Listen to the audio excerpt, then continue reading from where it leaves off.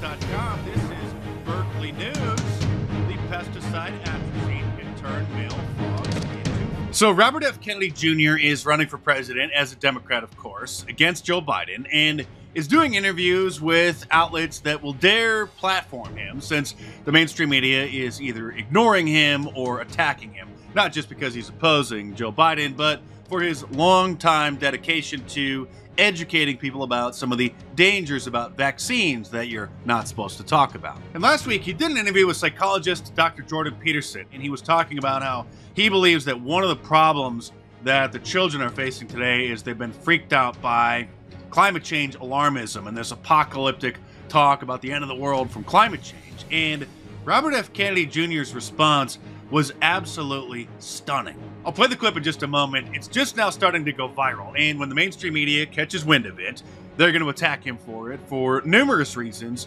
one of which being that he basically just confirmed that Alex Jones was right again about, well, just listen. I think a lot of the problems we see in kids, and particularly boys, it's probably underappreciated that how much of that is coming from chemical exposures, including a lot of the sexual dysphoria that we're seeing. That, you know, that these kids are being overwhelmed by a tsunami. I mean, they're swimming through a soup of toxic chemicals today, and many of those are endocrine disruptors. There's atrazine throughout our water supply. Atrazine, by the way, if you in a lab put atrazine in a tank full of frogs, it will feminize every frog in there, and 10% of the frogs, the male frogs, will turn into fully viable females able to produce viable eggs. And if it's doing that to frogs, there's a lot of other evidence that it's doing it to human beings as well. Now, where have I heard that before? Oh, that's right, from Alex Jones in that viral clip from, I think, 2016, which his critics were just too dumb to understand. I don't like them putting chemicals in the water that turn the friggin' frogs gay. Do you understand that? Serious crap. What he's talking about there is atrazine, which, like Robert F. Kennedy Jr. said, has been found to make the frogs transgender. And this is not from InfoWars.com. This is Berkeley News.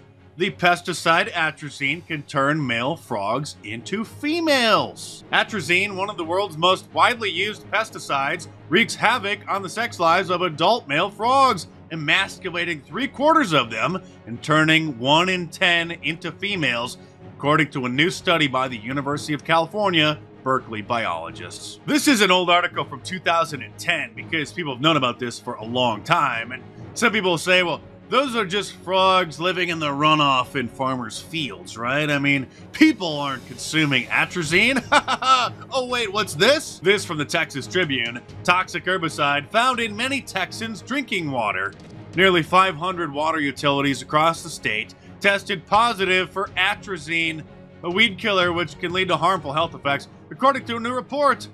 The Environmental Working Group also found that the utilities are testing water during times when the herbicide isn't being used as much, and that they may be lowballing the results. So 500 different districts in Texas alone have found that atrazine is in the drinking water. And this is from not that long ago. This article is from 2018. And if you do a quick search for atrazine in the drinking water, you'll find articles like these. Elevated atrazine levels detected in Springfield Greenbrier drinking water, that's in Tennessee. Oh, atrazine, a harmful weed killer, taints tap water for millions in the United States. Kansas drinking water polluted by atrazine. Strict pesticide rules fail to erase threat to Wisconsin's drinking water.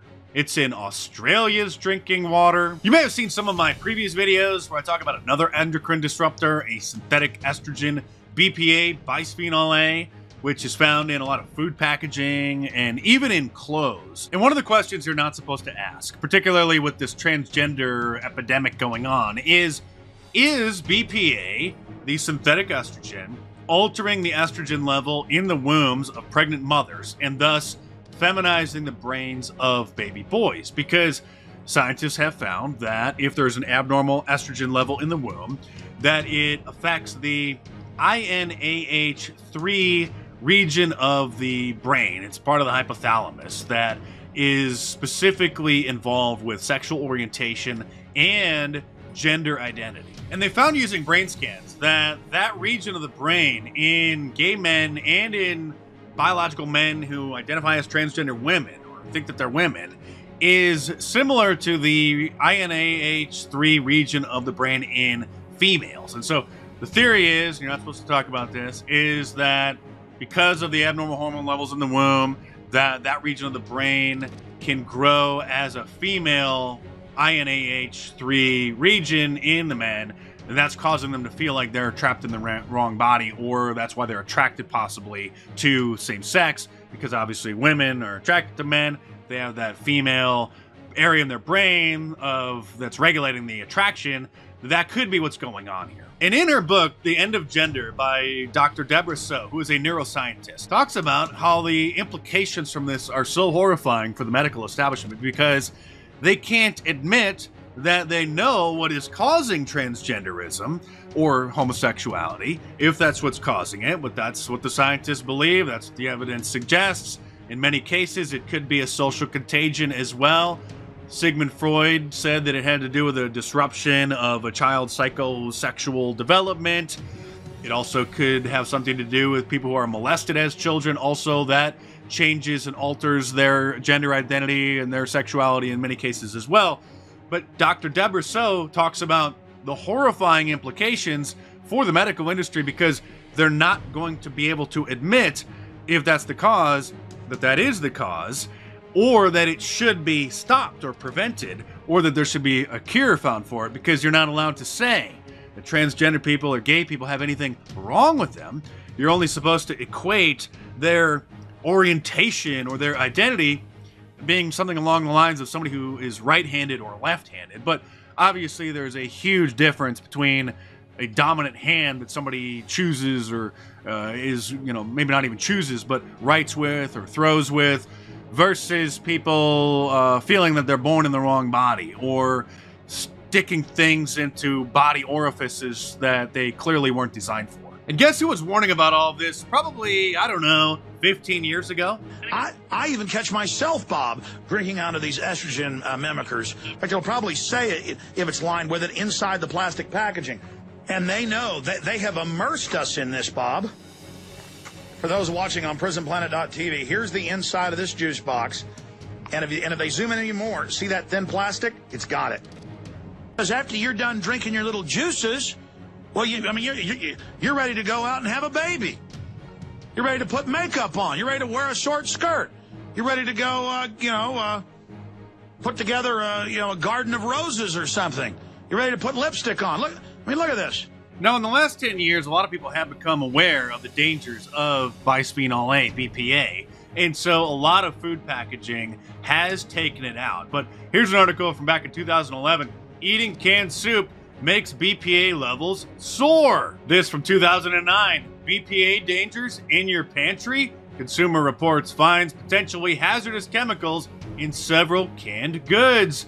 And there was some in juice boxes. Nestle defended the levels of BPA in their juicy juice boxes, saying that they're below federal guidelines, but the lining, which has a BPA component, helps protect the nutrient levels in the juice and helps maintain overall product quality. So, well, looks like Alex Jones was right again. But just because it's been taken out of a lot of food packaging recently or in the last decade doesn't mean that the damage hasn't already been done, or that it's not seeping into women and men through other means. You might even notice on some of the food packaging, actually, it'll say BPA free because they know that so many people caught on to it, just like they'll be labeled high fructose corn syrup free, no GMO. So I have seen food packaging that says no BPA, but this is a report just from last month. Worrisome BPA levels found in sportswear by Nike, Adidas, Patagonia, and more because, well, a lot of the sports gear is made from synthetic fibers because it doesn't absorb the moisture like cotton does, and it helps, wick it away. The Centers for Environmental Health have sent legal notices to 8 active sportswear brands after finding high levels of BPA in their clothing. Chemical that experts have found could potentially increase blood pressure, the risk of cardiovascular disease, and cause infertility and other birth defects to the fetus. I'm sure that it's just a minute amount seeping into people's bodies, though. No cause for alarm, right? Oh, wait, what's this? The Centers for Environmental Health announced that they initiated legal action against 8 active sportswear brands after they found the brands had more than 40 times the legal limit of BPA in their clothes. Last year, Tucker Carlson made a comment about chemicals in the food turning kids trans, and he was, of course, attacked as being transphobic for that. And here's the Daily Beast, an online waste of cyberspace, compared to Alex Jones. Tucker's new Alex Jones idea, chemicals in the milk that turn the kids trans. And very soon, if not today, then definitely later this week, the mainstream media is going to be comparing Robert F. Kennedy Jr. to Alex Jones as well for daring to point out the evidence that atrazine and other endocrine disruptors may be causing this gender dysphoria epidemic. So very soon they're going to be saying that Robert F. Kennedy Jr. is as crazy as Alex Jones and condemn him for daring to say that there's anything wrong with the amazing transgender epidemic, that they should only be celebrated, and anybody who would dare suggest that they were born with a birth defect or that there's some mass poisoning going on due to endocrine disruptors being in the drinking water or in the food packaging or in the clothing, those people are horrible transphobes. Is it possible that the transgender movement put the cart before the horse and is looking at this entire issue from the completely wrong perspective? Instead of operating on people's bodies, trying to change their body to match their brain, couldn't hormone therapy alter the brain so that it then matches the body that they were born with? You're not supposed to talk about these things, which sadly is a large part of the problem. Whoops, I guess you're not even supposed to call it a problem. The issue. I meant the issue.